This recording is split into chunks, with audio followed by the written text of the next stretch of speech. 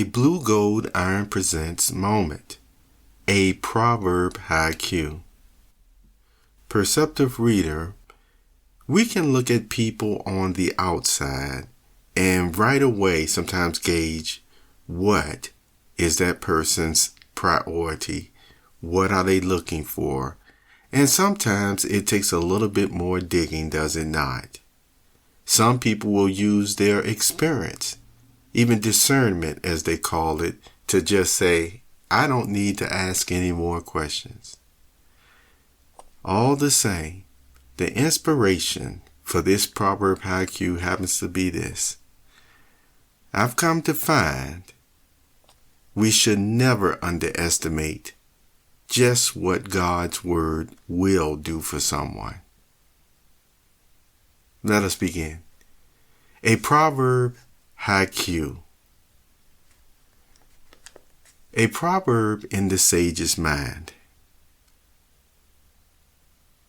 Learning in wisdom, all knowledge contemplated, found a God of truth. Hello, Perceptive readers. This is James Lynch. I hope you had a very nice sleep last night. I've actually started a little bit later today. I was thinking, if you don't know, you don't know. And sometimes for the ones who don't know, they can't do anything about it or don't care anyway. So you might as well do what you need to do to help yourself. And when I always mention that about, taking care of yourself and taking care of your priorities, which is you and, of course, the grand creator and your immediate family. You see, I keep in mind that you have to do that in a principled way, a principled and honest way. You see? And the reality is, when you even go to motivational speeches at times and hear the person says about counting the costs and making sacrifices and things of that nature, what I actually keep in mind is sometimes even for the persons to arrive at those types of meetings, those functions or what have you, you don't even know what type of sacrifice it took for them to even get there. So they've already shown the desire, the determination, or tenacity, depending on what they had to go through in the form of sacrifice to even make it to that meeting, you see. So what I'm sharing is oftentimes when persons are pursuing their goals in life, see, they've already made a lot of sacrifices, especially the honest-hearted people. They've already made the sacrifices where I would say keep that in mind because it can come off sometimes where, they'll see a person and all of a sudden they'll make it seem like maybe from their view that person is starting from day one again on what they're pursuing or what have you. And they will not realize at all that person oftentimes has made many sacrifices, even the unreasonable sacrifices. And yet still the human society, the way it functions today, when people are just so focused on their own lives, often they may not realize that or may not even appreciate it. So that's why I'm sharing that with you, because I'm going to recap some history, but I'm not going to get specific. You see, basically, I've done a whole variety of jobs, and when it comes to whatever it is that I want to do or what have you, then I'll focus on those type of skills for my resume or what have you, whatever job, if I'm going for a job. Now, I told you James Poeartistry Productions, that's really it. That's where I'm going with all my skills and everything that I accumulated over the years. Now, throughout the years, I've helped many people. I've helped many persons free of charge for this reason or that. It would fall into the category of even being a humanitarian. Now, something that I've observed quite a bit, I've used the word opportunistic and an opportunistic nature. And sad to say, I've seen a lot of times, more than I even care to relate, persons who are, well, once again, just nice individuals to talk with or what have you. But I'm telling you what, you put them with a choice between being, you see, reasonable, understanding, you see, in this way or that way when it comes to the form of monies or wealth. And it's almost like they would take the biggest, you see what I'm saying, the biggest amount of money, like weighing it on the scale, so to speak. So it's like less than, more than, as far as with money. And they'll take the money every single time, the largest amount of money. Many persons have done that. There was an example about, people at times even wanting policies in place. But then when they hear just what it would cost for this great policy, you see, for this great program, and I'm not talking program in the way of, the way they do things politically and stuff like that at times, where, I already talk about, everything got to always be played with at times in those ways. And I told you there are just certain helpful programs that it shouldn't have to be matched with this program or that program at all. It's like it deserves its due as far as its full amount, as far as what it would do to help for this person or for these group of people, what have you. The last time I used that example, I was talking about widows and even orphans, which I just encourage you to listen to some of those podcasts I made on how Jehovah God feels about them. Now, still with that being said, the reality is, and especially since 2010, thanks to the strength and wisdom of Jehovah God, I've done a lot of stuff. I've done a lot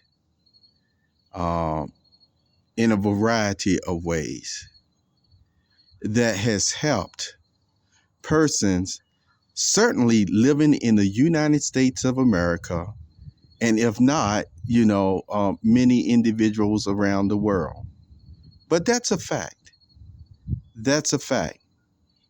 And the thing about it is, if you do something for people who always talking about, you got to do it for the good of humanity in this way or that way. The point is, I say, you do stuff for the good of humanity out of your heart. You should never be forced or coerced, you see what I'm saying, to give up something that really does, it's based on your conscience and things of that nature, because you're certainly not hurting humanity by not giving something or what have you, in the context that I'm talking about. But at the same time, no person or no agency who's talking about they're speaking for good, they're doing good, have turned around and turned you into the form of slavery that can strip you of everything that you have, will even destroy your own business so that they can still get that stuff from you, that if they were being reasonable, if they were being good people, they wouldn't have even wanted to destroy your business just so that they can still get from you what some of those items you rightfully so did charge for. And that's the fact of the matter. All the same, I want you to say that, sometimes people say, well, sometimes, they have paid people later. Well, let me tell you what my experience in life with that is as well. Put it this way. When I was the person paying for this service or something like that later, I paid for it. But I've had a lot of experience where persons say that they were going to do this or they were going to do that, and it was certainly within a reasonable amount of time that they could have done it. And yet, when the opportunities arose upon themselves, where especially when they had a chance of, I'm going to give you a perfect example of this. Perfect example of this. Pay close attention. And even though I was going to go on longer, I'm going to leave you a perfect example of what persons like myself have experienced for years. I mean, and this is in all areas of life. Shame to say, even spiritually. There was an episode of Good Times, and I know this person probably want me to share this too. There was an episode of Good Times, with JJ, who was an artist, back from the 70s. It was very, very funny. The show was just funny, and it was real. It was very real in the way that the skin colored black, and that's all I'm going to say, persons, the way that they live life and experience it, and especially in not only the ghetto areas, but it could have been like the surrounding areas as well, because you would, especially in black communities, whether you live directly in the ghetto or not, the persons who lived in the ghetto were still going to the same schools that you were in. And so you still kind of like experience how they felt about things and everything else. You see what I'm saying? In the school system, on the playgrounds. So the point is, JJ had found this one girl who was very, very talented. Man, she could sing, she could dance, she had the right personality. You see what I'm saying? She just lit up rooms. She lit up people's lives.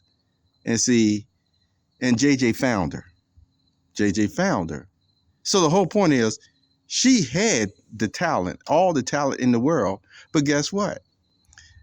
She didn't really totally, from what I gather, if I can remember, I haven't watched that episode in years. Make me want to go in there and watch it. That it was my understanding, if I could remember, that it wasn't always maybe the total confidence that she could, that she needed yet to cross over to the big time or what have you. But you see, JJ saw it. He saw it way beforehand.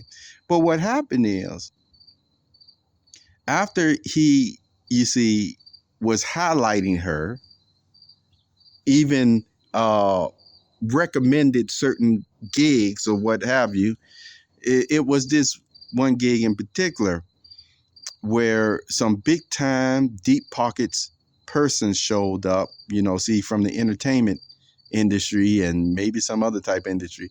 And when she was putting on this huge show, because at this time, JJ had officially became her manager. You see what I'm saying? I mean, they had an agreement or maybe some type of even contract or what have you. You see? Well, when they saw her, you see what I'm saying? When they saw her and what she could do and everything else, I mean, because it's like she really did a great job. You see? They wanted her, but then guess what? They didn't want JJ. See? James Evans Jr. They didn't want him. Now, JJ could have fought it. He could have, went to court probably if he really wanted to, because she would have been willing to stand by him. I'll tell you that much. But you know what? What he did was, again, is he just wanted it in what was best for her. And it still hurt him. He even had to act like he didn't even want her no more, just so she could move on with these selfish, probably, I mean, these are characters, but these selfish businessmen, these opportunistic businessmen, these sharks of businessmen, you see. So at the end of the episode, they made it clear personally to JJ, but not to her, that they just didn't want him. They wanted to take over the whole thing. You see what I'm saying? They wanted to take over her whole productions and things of that nature, so she can go on to be the star of light and comedy and singing and dancing that was already in her and that she was showing. Now, with that thought in mind, that's still something that I want to share with you, is that, see, by the time the next episode or what have you, you can continue to see the skills that James Evans Jr. had, you see, with him being an artist. So the point is, he eventually, the way the show wrote it, was continuing to sell paintings and things of that nature. You see what I'm saying? And it seemed like it came off with a more of a positive end, I believe, near the end of the a season, the last episode or what have you. I have to go watch the last episode, because it was a lot of changes that happened within the last year or so, especially when Florida, went off, and I think she got married again or something, or the dead had wrote him out as dying from I don't know, whether a car accident or something like that. But the whole point is that the show it had a different feel to it. It was still good, but it was just not the same to me. And like for the very first couple of episodes or what have you, the first couple of seasons or so. Okay. Now, back on JJ. So the whole point is he had his paintings that he could still go back on and focus, you see, on those areas and make a living.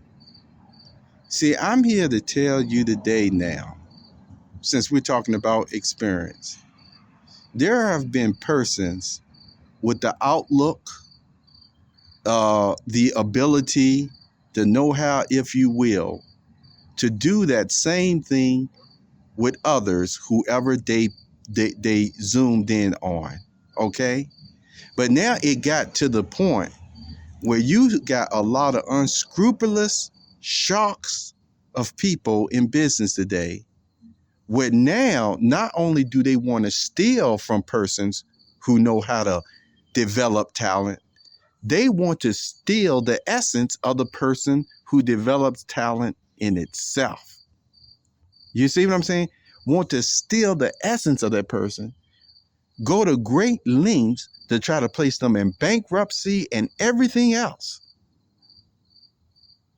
I'm telling you, people who become that ruthless in business on that level, no way in the world do they even deserve to still be developing all this so-called talent of light, because all they're going to do is just corrupt them even, in a bad way. So when some of these persons were starting to develop self-esteem on a higher level through all their corrupt business practices and stabbing persons in the back, teaching them how to do that and stuff like that, all they did was just strip that light right back out of them and then put them in such a sad state.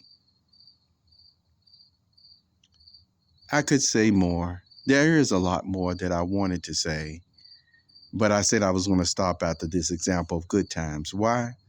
Because the reality is, as I said before, there's a lot through my profession over the years And that's why I mentioned I've helped a lot of persons in the United States of America. And some of them, it wouldn't be it wouldn't even be a dime out of their pocket. And what I'm saying is the type of deep pockets that they really had or have to give some type of citizenship or compensation, especially back in 2015, 2016, round about that area, because what was needing to be done was done. But once again, just like the example in good times, the information, the credit, still was secretly packed away in this and that for some of the ones who had the right look to it to gain the benefit from it. Read or listen to the Sage Relaxing Sips number 15, and you'll understand what I'm talking about. Take care of yourself, Perceptive readers.